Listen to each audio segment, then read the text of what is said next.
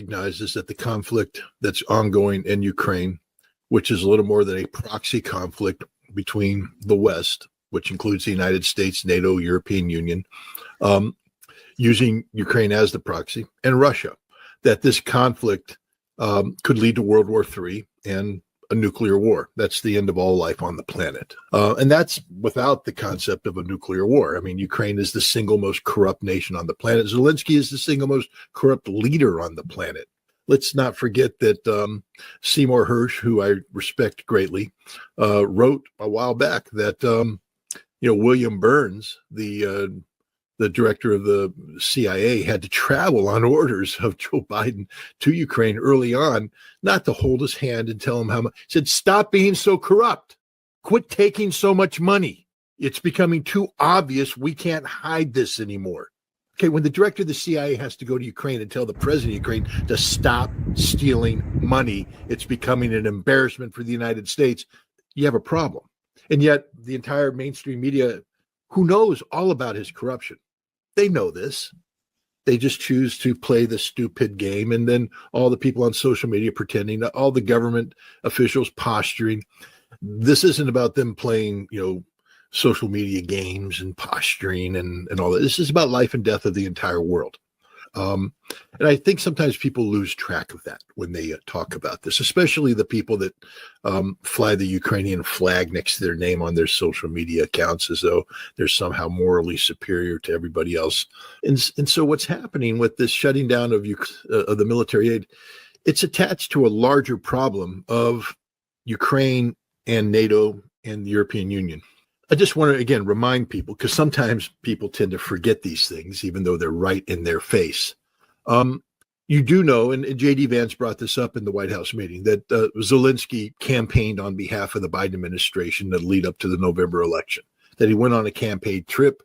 He got, he went up to Scranton, had some artillery shells autographed in a very disgusting manner by the governor of Pennsylvania, a Democrat. And he actively advocated for the victory of the Biden administration, basically saying that Donald Trump was a threat. But it wasn't just that. After his November election, Zelensky, NATO, the European Union all conspired with the Biden administration to Trump-proof their policies. That's straight up saying that they are conspiring against the president of the United States. Even though Biden was the president, we know who was going to be president. We know what their policies are. So if you're trying to Trump-proof it, you're saying that you're advocating in direct opposition to the policy direction that Donald Trump wants to take America. In short, you've become the enemy of America. I don't know if you know anything about Donald Trump, but he has an ego, he has thin skin, and he's vindictive as hell, and his memory's like an elephant. You think he's going to forget that? The West may have forgotten that. The media may have ignored it. Donald Trump hasn't forgotten that, as obvious as made obvious by J.D. Vance's bringing it up. The most important mineral deal is the one that he's going to sign with Russia, because the Ukrainian one, we can't put a figure on it, 350 billion, 500 billion, 100 billion. We don't know. The Russians, they know, over 7 trillion. And when the United States gets involved in a $7 trillion joint venture with the Russians, that pretty much means that Russia's not going to screw that up by reinvading Ukraine or invading Poland. Russia's not going to do that. And the United States isn't, we're not going to be saying, let's overthrow the Russian government now. No, we're making money. It's good business. And that's the direction we're going. And with Europe, we've got to get them. Look, Trump, there's movement. I don't know if it's going to reach manifestation yet, but there's movement to get the United States to buy controlling interests in the destroyed Nord Stream pipelines, to get that back up and running so that when gas comes in, which is essential for European economic recovery, it just isn't going to happen without Russian gas. That's a truism. When it starts flowing, that the United States is a player there, so that we have a say in this, that it's not totally subordinated to Russian interests. It's the United States and Russia coming together, working on joint economic interests to ensure that the focus of security in the Europe going forward is premised on stable economic relations and not a flawed, archaic, antiquated military alliance that has no reason to exist anymore. The approach taken by the Europeans, this military approach, if your security guarantee is premised on military, all that guarantees is that there will be war, future war. And so Trump is tearing down the edifice that insists that there needs to be military forces involved in security arrangements and re-educating Europe on the reality that no, it will be about the stupid. Trump is looking for economic relations because economic relations engender stability. And in order to continue and sustain economic relations, you have to have stability, political, economic. Right now, Europe defines its relationship with Russia through NATO. That means NATO's the problem. So NATO's got to go down. Europe also has Russophobic leaders who have come to political prominence because of a hostile stance towards Russia. They've got to go. They've got to be eliminated. They have to be replaced with people who say, not only do we need sound economic stuff, we need to de-emphasize the military and re-emphasize economic interaction with Russia. That's the strategic vision of Donald Trump, and that's the direction he's taking it. And I hope everybody can agree that that's a good thing. The peace and stability, that working in cooperation with Russia, not in confrontation, is the best direction that we can go in, and that seems to be the direction that Donald Trump's going in. And I just have to tell you, if you're not on board this train, it's not just that you're going to be left behind. Donald Trump's going to turn the train around and run you over. He will not brook anybody opposing this, because this is about existential questions of survivability for the United States. So get on board or die. That's pretty much my message to people. Trump isn't going to say so bluntly yet. So now that we've simplified it, Zelensky is the enemy of America. Ukraine is the enemy of America. Great Britain is the enemy of America. Keir Starmer is the enemy of America. France, Macron, they are the enemy of America. Europe is the enemy of America. NATO is the enemy of America. So now let's take a look at what Trump is doing here. The UK, as part of their Trump proofing, entered a secret deal with Ukraine, basically where Ukraine turned over their mineral rights to the United Kingdom in exchange for 100 years of security guarantees. And this was what the British told the Ukrainians is, we've got a special relationship with America. You sign this over, we guarantee your security because we will make sure America's trapped into this. You can't trap Donald Trump. And so, what is Europe to do? He shut down this military aid until which time Zelensky signs the mineral agreement. But Zelensky can't sign the mineral agreement because of the UK agreement, which means that ultimately the UK is going to have to make null and void its agreement. It's a big game being played here. There's only one player that is in a position to win. That's Donald Trump. And so Trump basically countered with his own mineral deal that Zelensky can't sign. That's what's going on here. Zelensky can't admit that he sold everything to the British, but he can't sign that agreement too. And Trump's calling him out. And in the process, he's calling out Great Britain. And in the process, he's calling out NATO. He's basically saying, you are my enemy. You're my stated enemy. Keir Starmer, you have went behind my back to have a secret deal with Ukraine designed to trap me, the president of the United States. You can't trap me. I've trapped you. He's turned the tables on them. Europe, NATO, Ukraine have decided to go to war against America. Literally, a war that could take us down the path towards a nuclear conflict. Donald Trump's in the business of making America great again. That's his stated policy. This isn't about just Ukraine. This is about the British government realizing that they are throwing away a special relationship, that Donald Trump is going to shut them down instantly. You can't bribe Trump with a meeting to, a state visit to the king. I mean, okay, you're Donald Trump. Keir Starmer comes and says, here's an envelope. It's so special. It's from the king. The king wants to invite you for a state visit. It's really a unique honor. And then the stinky, smelly cocaine addict leaves the White House, goes there and gets an audience with the king. Cheapens it. What is the king? Keir Starmer farms him out. Hey, I need you to impress Trump. Go have, you're going to go meet with Trump and all that. So, so the king now has to do that. But I don't think that meeting is going to happen. I can't speak for Donald Trump, but I don't imagine Donald Trump's going to take sloppy seconds from Zelensky. All right.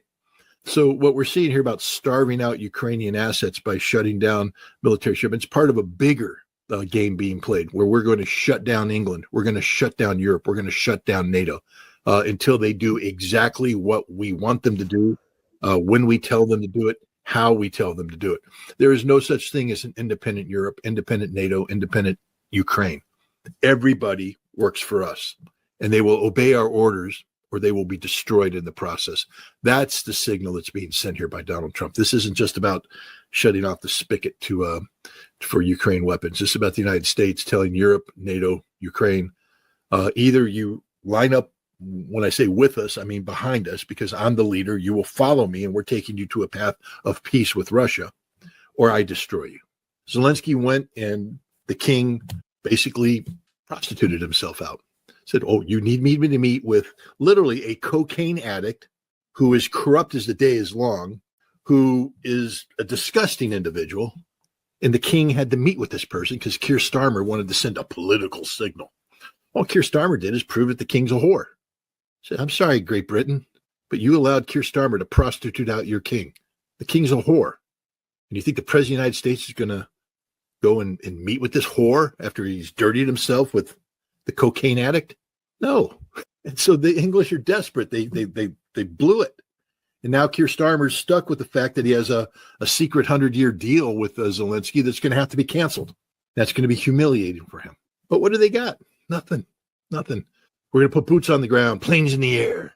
Well, they can't do it without America's help. And America say, you don't got our help.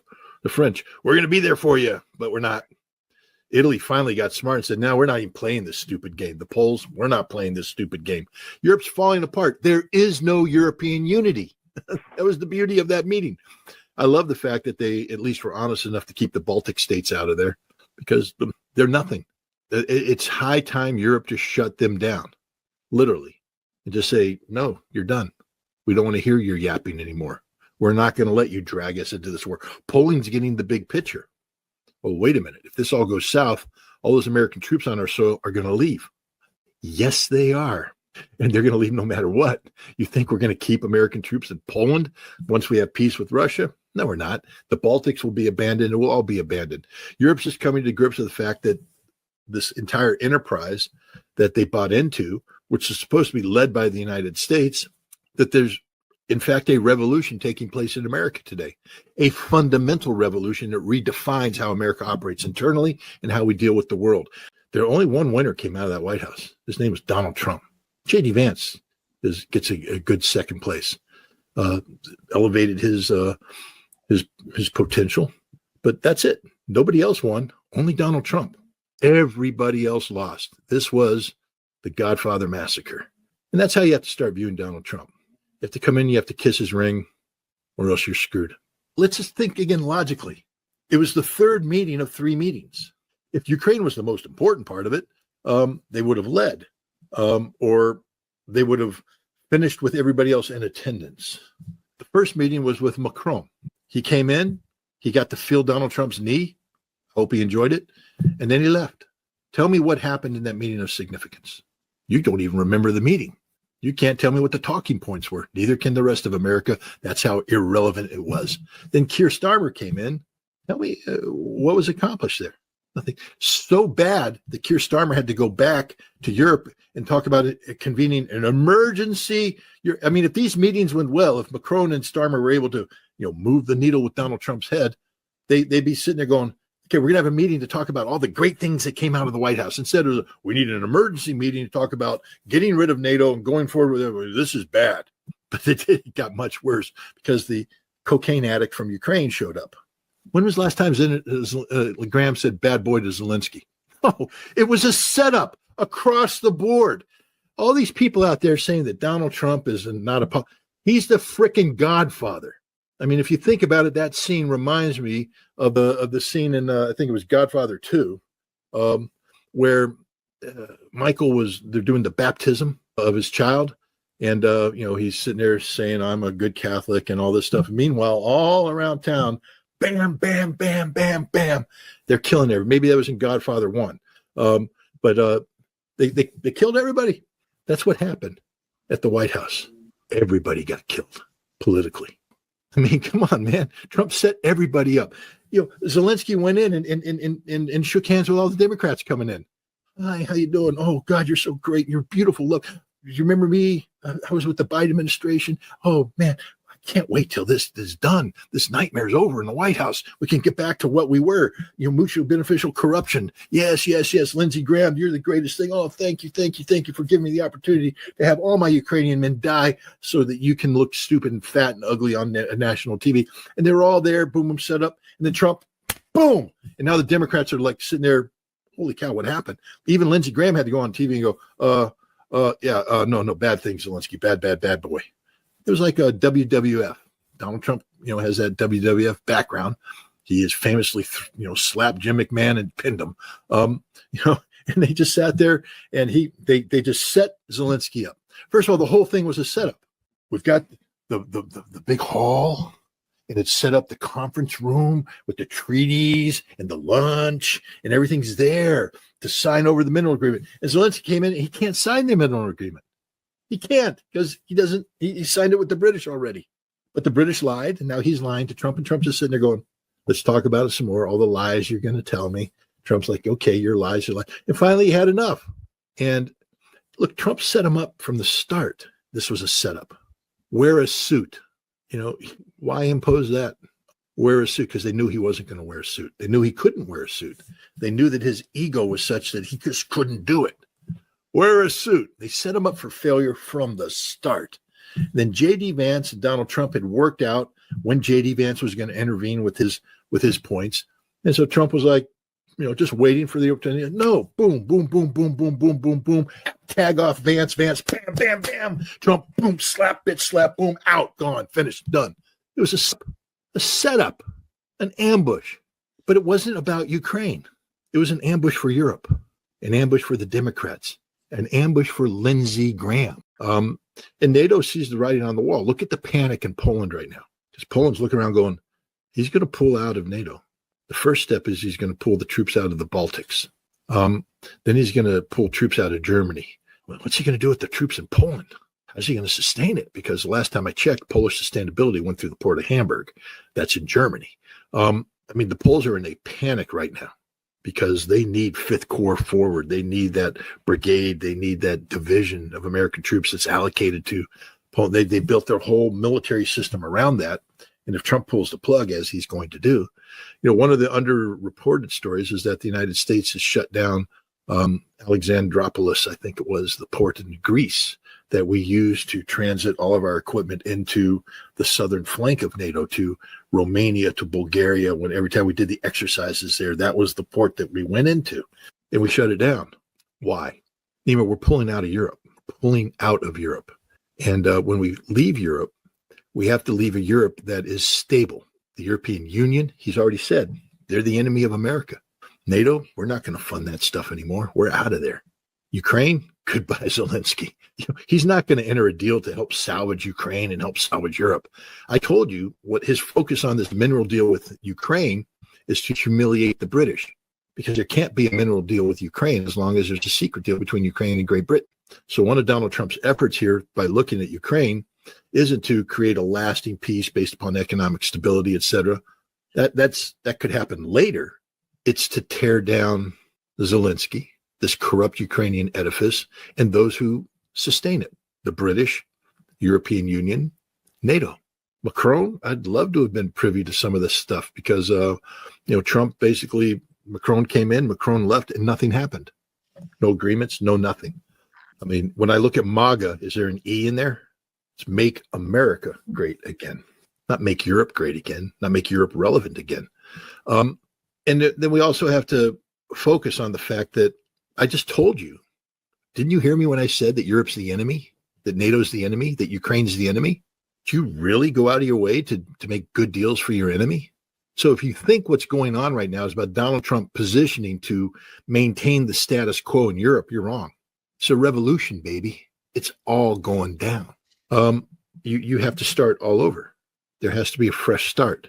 And so there's going to be some ugliness beforehand. Now, Trump, politically, you can't just come out and say what I'm saying, but it's painfully obvious. But when you look at it, and again, I just remind you, J.D. Vance, highlighted the fact that, Zelensky campaigned against Donald Trump. I don't know what they told Starmer, but I know that twice Donald Trump interrupted Starmer in humiliating fashion when they met. Once he asked, can you beat the Russians? You? England. You can't even fill Wembley Stadium, and you're going to beat the Russians. And then the other time when Starmer started to talk about Canada and the special, he said he'd shut him up. That's enough. That's enough. Trump wasn't going to listen to any of that garbage, because we don't care about these people. The Finnish president is Scott Ritter at 63, saying that he's going to find the conditions under which he can play for the Miami Dolphins. Isn't going to happen. And the Dolphins aren't wasting any time talking about it, nor should anybody else. But because some stupid media personality decided to have an interview, they pretend it's real. It's not real. It's not real. Literally, that doesn't put pressure on Trump at all. The Finnish president putting pressure on Donald Trump, listen to what you're saying. That man doesn't move the needle at all. And listen to who was questioning him. And what it was CNN, Christiane Amanpour, the poster lady of corrupt establishment media politics. So she was there talking to the most ineffective, irrelevant European politician imaginable. Trump doesn't even know who his name is. Trump doesn't wake up in the morning and go, well, I wonder what the hell the Finnish president's thinking today. Holy cow. JD Vance, come in here, man. You got to hold my hand. Hold my hand, JD. It's bad. The Finnish president said something about a de facto NATO. What does that mean, de facto NATO membership? JD, help me out. Marco Rubio, come in. We got to have a little seance here, guys. We got to help ourselves because the Finnish president wants de facto NATO membership. No one cares. No one's listening to what he says. It will never be brought up. That's how irrelevant he is. When that Finnish president sits down at the table with the Europeans, if he's ever invited, they don't listen to him. He's not a player. What does Finland bring to the problem? An economy? Nope. A military? Nope. That's it. They only listen to the British, the French, the Germans, and the Italians. That's it. Nobody else matters. This is Christine Amanpour and CNN scratching for their moment, but it's not a moment because no one cares. Trump's playing a completely different game. And the British and the French can't agree on anything. The Italians just said, hell no. The Germans are confused. That's it. Even the Poles who have American troops on there are trying to raise their hands going, I'm relevant. I'm relevant. No one cares because you're not relevant. This is the reality. So we shouldn't really we spent far too much time talking about this Finnish president. No one cares about him because no one cares about Finland. Finland is irrelevant. They're not a player. They don't move the needle at all. Hell, they had to shut down their power generation because it got too expensive to even burn wood. Now, if you're in a nation where it's too expensive to even burn wood, you think anybody really gives a rat's ass about what you think about anything? What does this guy think he is? That he sit there and says, that's like me. I don't know. I'm going to go to the Miami. I always wanted to play football for the Miami Dolphins. Never could. Never good enough. Barely could play Division III football in college, and only because the coach liked me. Other than that, I was too slow, couldn't advance the ball. I mean, you name it, I didn't bring anything to the table except attitude. But I want to play football for the Miami Dolphins. So I go out to the training camp, and they go, you're not coming in. Why not? Well, first of all, you run a 4.940. That ain't going to get you in the door. You're not on the team. You're not even going to come on the field. Get out of here. Then I go to the media in Miami. They say, Scott, yes, Scott Ritter wants to play for the Miami Dolphins. Miami Dolphins are going, no, he doesn't. Why are you talking to him? He's irrelevant.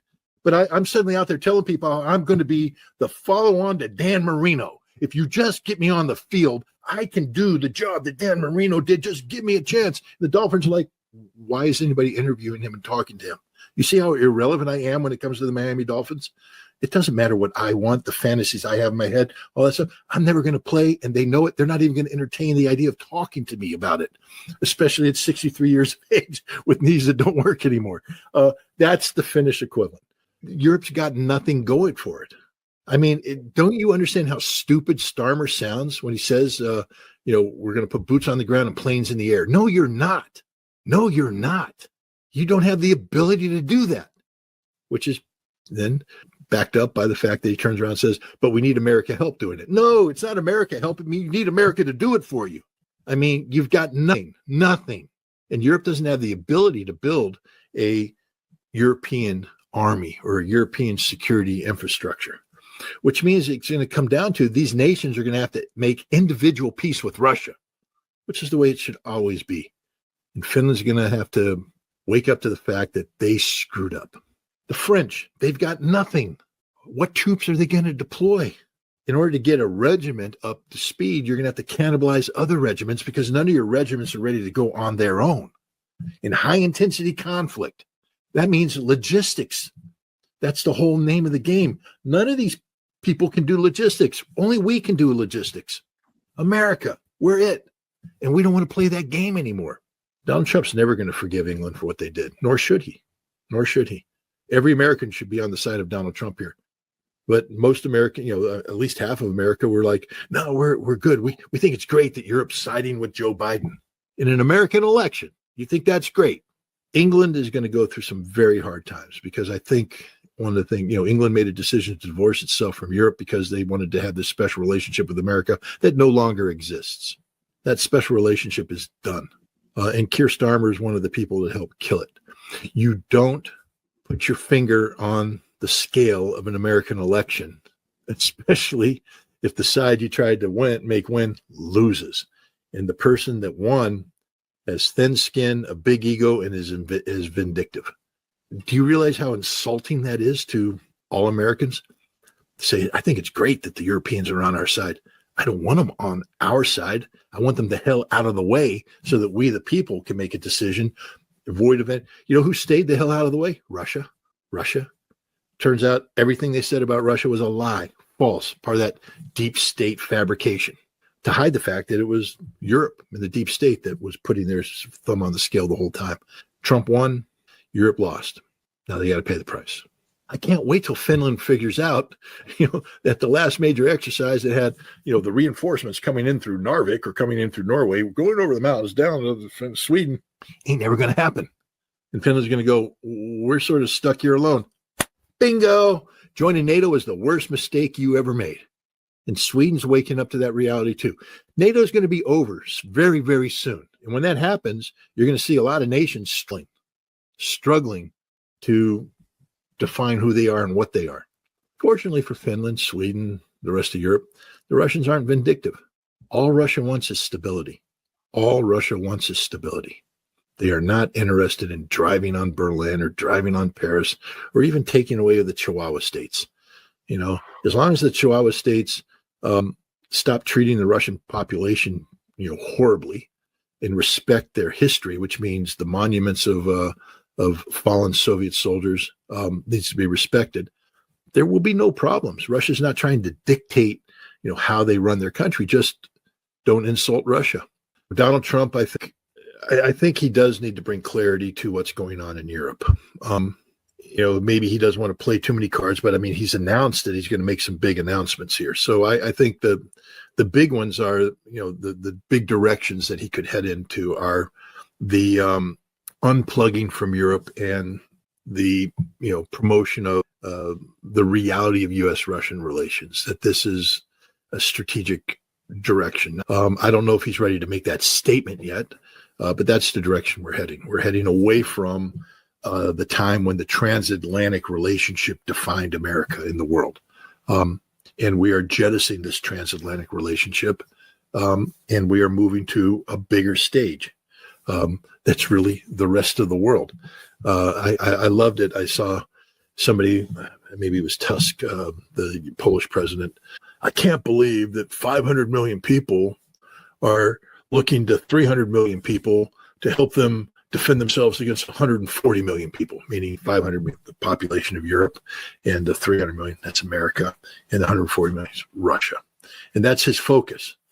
And I would say, I think it's going to be the 300 million people sitting down with 140 million people, sitting down with 1.8 billion people, sitting down with another 1.8 billion people. And suddenly the math of Europe doesn't matter anymore. That you've made. First of all, you can't speak of 500 million Europeans. That implies singularity. There is no singularity.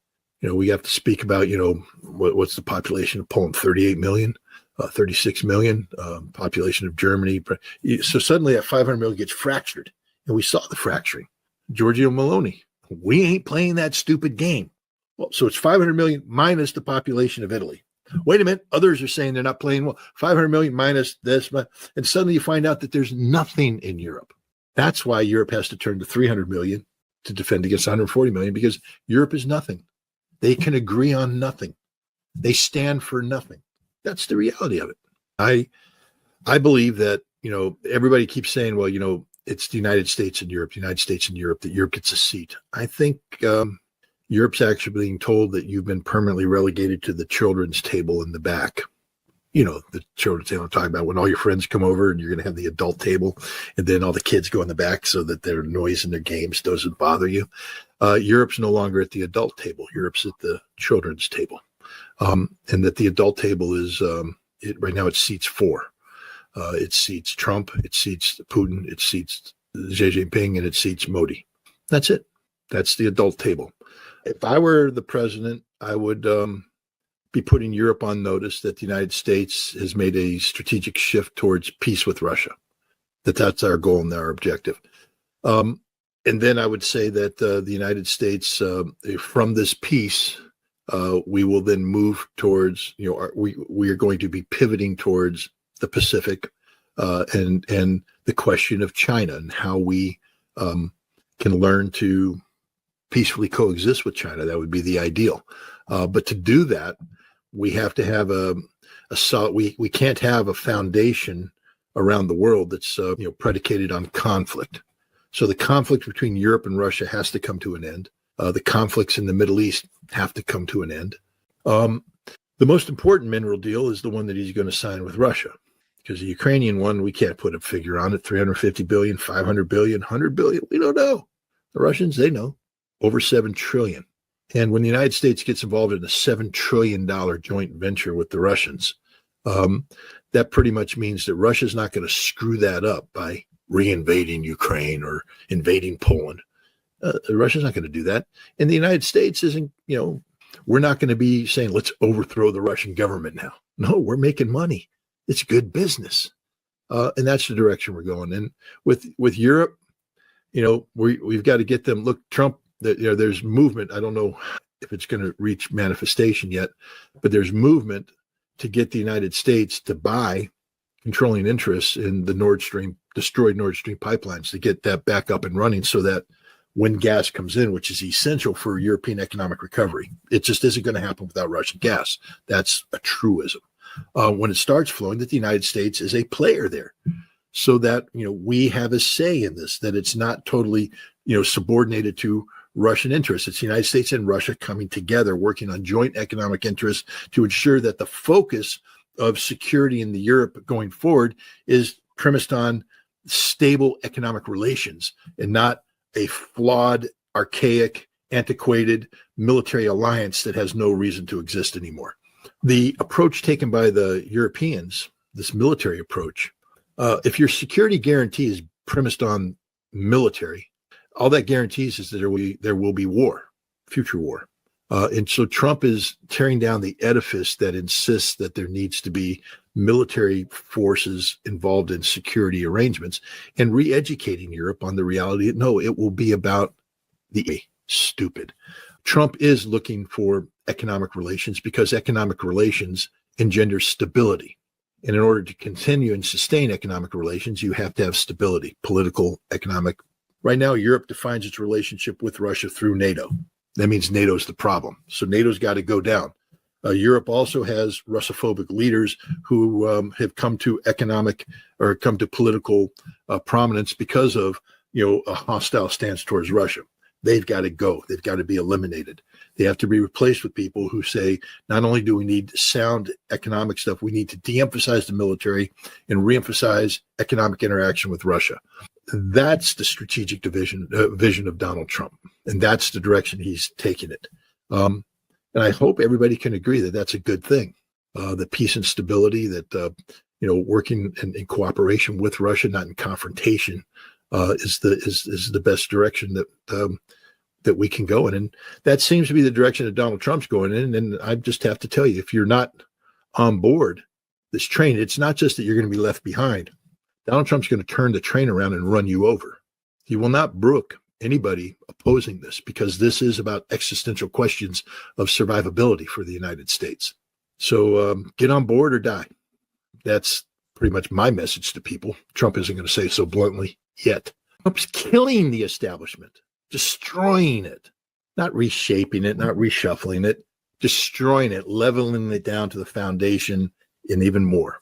You don't do that with Republic. So he picked JD, and I said that. I don't know if I said it on your show, but I told everybody straight up, he'll pick JD Vance because this is the MAGA revolution.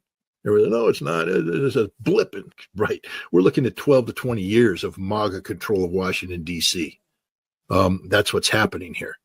When Donald Trump was considering his vice presidential candidates, I think the final three were two governors and JD Vance. The two governors were Republican governors.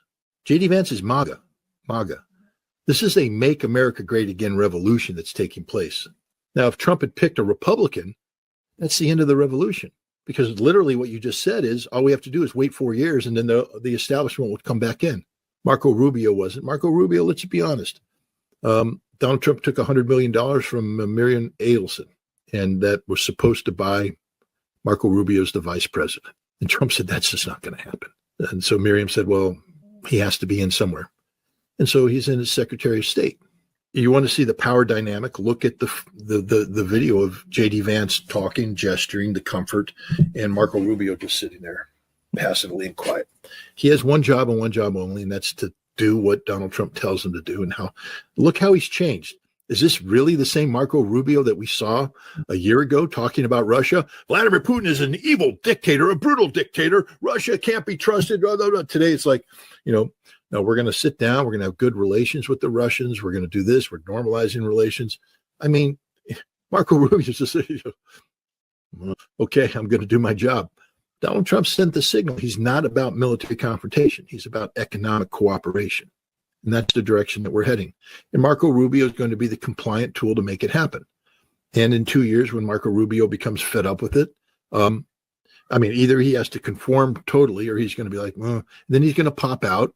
Then Marco Rubio, because he'll become like Nikki Haley, who made it to the ambassadorship of the United Nations and then left and then spent 2 years stabbing Donald Trump in the back, campaigning against him. And Marco Rubio will come out, pull up Mike Pompeo or, a John Bolton. We were against it the whole time. This is bad policy. This was stupid. I can't believe it. Meanwhile, J.D. Vance and Donald Trump are going to crush him.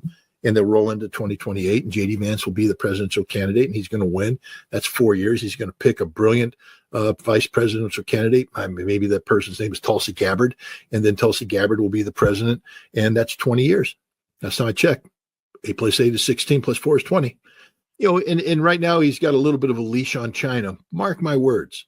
When it comes time to engage with China, Marco Rubio is going to shut up and start singing a whole different tune. No, the foundation of our, relationship with China is economic. We're going to meet with them. There's going to be great economic deals done and all that stuff.